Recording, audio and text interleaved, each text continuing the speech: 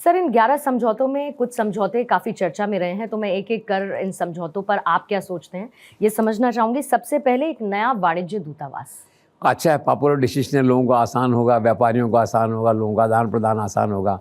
तो नरेंद्र मोदी ने खोला, वहाँ की सरकार भी खुश है और ये तो विन विन सिचुएशन है for both the countries. Sir, defence and security को लेकर? डिफेंस सिक्योरिटी में ये है कि एक प्रदर्शन है, एक आज भारत जो है संसार का 5वां सबसे बड़ा मिलिट्री पर खर्च करने वाला देश है। इसी तरह से जो नेवी है आपकी वो बड़ी स्ट्रॉन्ग है। तो इस एरिया में जब जाते हैं बात करने, और ये चूँकि एरिया जो है सारा का सारा नवल से कनेक्टेड है, सी से कनेक्टेड है, तो भारत जो इसकी बात करता है तो एक मॉरल इन्फ्लुएंस होता है हमारा उसके ऊपर कि देखो हम पावरफुल हैं, we are the big brother, वक्त आएगा तो काम आएंगे। ये भावना थी। सर, डिजिटल टेक्नोलॉजी को लेकर? डिजिटल टेक्नोलॉजी तो एक नया आविष्कार आजकल देखिए, लाइफ के हर क्षेत्र में लोग डिजिटल टेक्नोलॉजी की बात कर रहे हैं। वो चूँकि राष्ट्र थोड़ा पीछे है, डिजिटल टेक्नोलॉजी में हम थोड़ा आगे हैं, इसलिए हमारा ये प्रयास रहा वहाँ भी कि ठीक है, कोई आवश्यकता पड़ेगी तो हम आपके साथ हैं, and we can further exchange our views on the same subject, we can further cooperate on the same issue. ये भाव है। Sir, digital payments, UPI? ये एक चमत्कार है नरेंद्र मोदी की सरकार में जो उन्होंने किया, वेरी पॉपुलर जिसे कहना चाहिए। अब इसका डंका उन्होंने वहाँ भी बजा दिया है और ये घोषणा की कि बहुत जल्द ये सिस्टम वहाँ पे शुरू करने वाले हैं।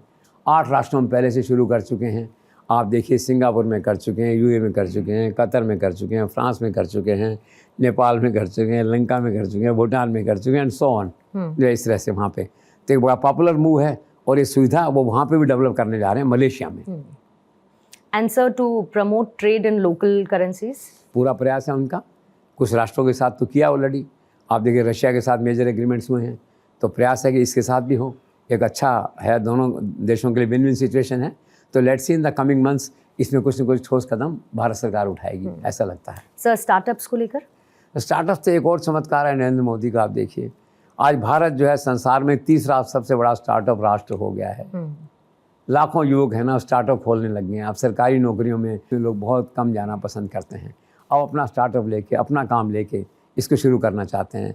तो startup is one more miracle जिसको नरेंद्र मोदी चाहते हैं कि इसको मलेशिया में भी इसका एक्सपांड किया जाए, हमारा मित्र राष्ट्र है वो भी इसका लाभ उठाए। तो ऐसी आशा की जानी चाहिए कि मलेशिया में भी आने वाले दिनों में स्टार्टअप बिजनेस जो है, स्टार्टअप जो एंटरप्रेन्योरशिप है, ये और आगे बढ़ेगी। Sir, to set up multi layer chip collaboration? Semiconductor आप देखिए, वो तो मिरेकल है, वो काफ़ी आगे है सेमीकंडक्टर में, हमसे भी काफ़ी आगे हैं। भारत तो कर ही रहा है, यहाँ अश्विनी वैष्णव इस काम में लगे हुए हैं आप देखिए, और भारत इटसेल्फ में बनाने की कोशिश चल रही है। तो उस क्षेत्र में आपसी सहयोग बढ़ाने की बात हुई। सर, आर्टिफिशियल इंटेलिजेंस को लेकर? तो दोनों राष्ट्र एक दूसरे से जुड़ेंगे। प्रायोरिटी एरियाज़ हैं जिसमें नरेंद्र मोदी चाहते हैं कि मैं जहाँ भी जाऊँ, जो भी राष्ट्र हमसे जुड़े, हम इन एरियाज़ में म्यूचुअल डेवलपमेंट के थीम को आगे बढ़ाएं जो है। So this is all. And sir, what about food security? Food security का है, कोरोना में मदद की थी और वक्त आने पे चावल वावल भेजने की बात आती है तो भारत बड़ी मात्रा में चावल कई बार भेज भी देता है वहाँ पे जो है। तो फूड सिक्योरिटी का एक आश्वासन रहता है कि कोरोना की तरह क्राइसिस में कभी आ जाओगे तो वो याद कर लेना, मैं हूँ ना, वो वाली जो थ्योरी है उसमें। तो फूड सिक्योरिटी ऐसा कभी क्राइसिस आया तो भारत साथ देगा, मलेशिया का मदद करेगा, reasonable help India will extend to Malaysia. Sir, disaster management, आपदा प्रबंधन के क्षेत्र में? हाँ, वो यही है। अब समुद्री तूफान आ गया, सुनामी आ गई, कुछ और आ गया, समुद्री राष्ट्र है देखिए, तो भारत का रहता है मदद के लिए तैयार हैं।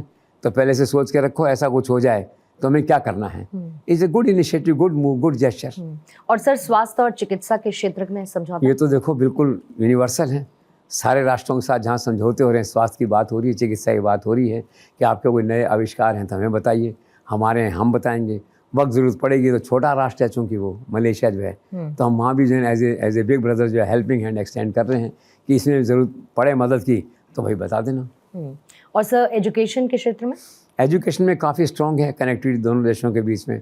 आप देखिए 5,000 छात्र जो हैं वहाँ के यहाँ भारत में पढ़ रहे हैं, और जो भारत में पढ़ रहे हैं वो बेसिकली मेडिकल और बिजनेस एंटरप्रेन्योरशिप और बिजनेस मैनेजमेंट कोर्सेज में रहते हैं ज़्यादातर जो हैं, और भारत के भी 4-5 हज़ार छात्र वहाँ पढ़ रहे हैं। तो वहाँ तो एरिया डिफरेंट है, इंजीनियरिंग है, आईटी है वहाँ पे जो है, और जिसे कहना चाहिए कुछ दूसरे जो टेक्निकल वेंचर हैं, वहाँ टेक्निकल वेंचर्स पे ध्यान जो है वहाँ पे लोगों का वो ज़्यादा है। तो काफ़ी जो है बढ़ोतरी, पिछली बार भी 18% की ग्रोथ है इस सेक्टर में दोनों देशों के बीच में जो है। Education is one of the strong pillar between the two countries. Sir, last but not the least, प्रवासी भारतीयों के लिए सोशल सिक्योरिटी का मुद्दा कहा वहाँ की सरकार से प्रधानमंत्री ने कि उनकी सोशल सिक्योरिटी को आगे बढ़ाना है। तो वहाँ 2 एक चीज़ें तो ऑलरेडी चल रही, ई वीज़ा का एक हो गया है, एक वहाँ कोई स्कीम है उसको 6ठी पीढ़ी तक एक्सटेंड करने की बात थी, कोई लोकल पॉपुलर मूव है वहाँ का, वो हो गया वहाँ पे। बाकी ये मोरल इन्फ्लुएंस था प्रधानमंत्री का, वहाँ के प्रधानमंत्री पे, सरकार पे भी इतने भारतीय रहते हैं, इनका भी आपके राष्ट्र के निर्माण में योगदान है जिसे हम कहते हैं, तो इनके सोशल सिक्योरिटी पूरी व्यवस्था होनी चाहिए। तो he further emphasised the need for providing more better and enlarge social security to the Indian people.